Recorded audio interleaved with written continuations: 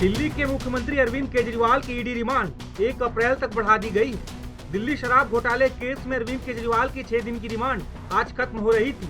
उन्हें आज Rouse Avenue court में पेश किया गया, जिसके बाद उनकी रिमांड को बढ़ा दिया गया है।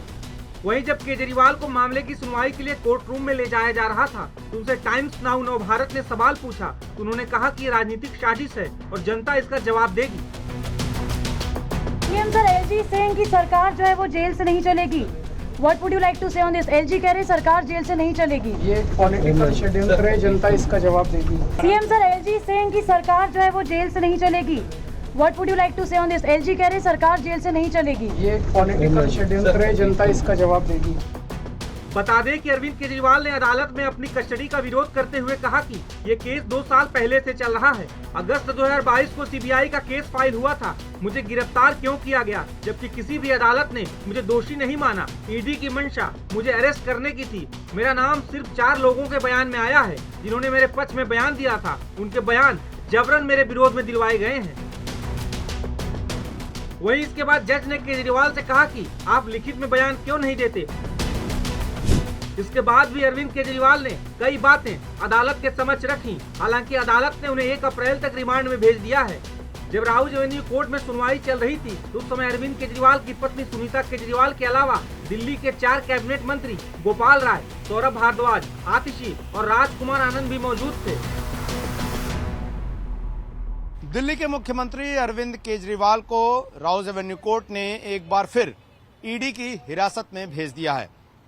अरविंद केजरीवाल को 1 अप्रैल को सुबह 11:30 बजे दोबारा पेश किया जाएगा, यानी कि फिर से 4 दिनों तक अरविंद केजरीवाल ईडी के दफ्तर में रहेंगे, जहां से ईडी के अधिकारी उनसे शराब नीति घोटाले को लेकर तमाम सवाल जवाब करेंगे और कई लोगों से उनका आमना सामना भी करवाएंगे। लेकिन आपको बता दें कि आज जब अरविंद केजरीवाल की दोबारा कोर्ट में पेशी की गई तो आखिर किस आधार पर ईडी यानी कि प्रवर्तन निदेशालय ने उनकी रिमांड दिए जाने की मांग की। दरअसल ईडी ने एक रिमांड कॉपी अदालत में दी, जिसके आधार पर 7 दिनों की रिमांड मांगी गई थी। ईडी ने अपनी रिमांड कॉपी में कहा है अदालत के सामने कि अरविंद केजरीवाल इस पूरे मामले में जो है वो किंगपिन है। इसके अलावा जो 100 करोड़ का भ्रष्टाचार हुआ यानी कि रिश्वत ली गई वो उनके इशारे पे हुई और इस पूरे षड्यंत्र के वो हिस्सेदार हैं। लेकिन कुछ और बातें ईडी ने अपने रिमांड कॉपी में इस बार जोड़ी हैं जो बेहद अहम है। पहला ये कि अरविंद केजरीवाल के घर से जो डिजिटल डिवाइस यानी कि फोन, टैब्स मिले थे, उनके डेटा का क्या हुआ। ईडी ने बताया है कि अरविंद केजरीवाल की पत्नी सुनीता केजरीवाल के फोन का जो डेटा है उसे डंप किया जा चुका है, लेकिन उनके 4 और मोबाइल फोन के डेटा को डंप नहीं किया जा सका है क्योंकि दिल्ली के मुख्यमंत्री अरविंद केजरीवाल ने उन मोबाइल फोन का पासवर्ड नहीं दिया है और ये कहा है कि वो अपने वकीलों से बात करने के बाद ही इनका पासवर्ड देंगे।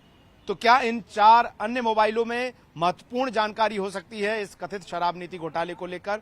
इसके अलावा ईडी ने अपनी रिमांड कॉपी में कहा है कि हमने पंजाब के तमाम उन एक्साइज ऑफिसर्स को भी बुलाया था जिन्होंने दिल्ली के शराब कारोबारियों को धमकाने की कोशिश की थी और कहा था कि आपकी जो फैक्ट्रियां हैं वो बंद कर दी जाएंगी, उन्हें भी हम पूछताछ के लिए बुलाएंगे, हो सकता है कि कन्फ्रंट भी कराया जाए। इसके अलावा गोवा के विधानसभा चुनाव में 4 जो कैंडिडेट खड़े हुए थे आम आदमी पार्टी की तरफ से विधानसभा चुनाव में, उनमें से 4 कैंडिडेट को बुलाया गया, उनके बयान रिकॉर्ड आए और उन्होंने ये कहा कि उनके पास गोवा चुनाव लड़ने के लिए पैसे नहीं थे और वो चुनाव के सारे खर्चे पैसे उन्हें दिल्ली दफ्तर से ही दिए गए।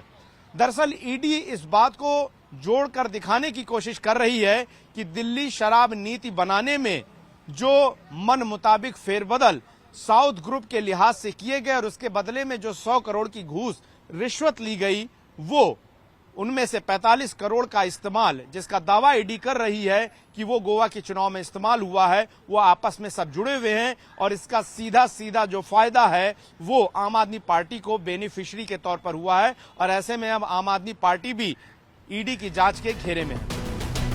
गौरतलब है कि दिल्ली शराब घोटाले केस में अरविंद केजरीवाल की गिरफ्तारी के बाद आम आदमी पार्टी की मुश्किलें लगातार बढ़ती जा रही हैं।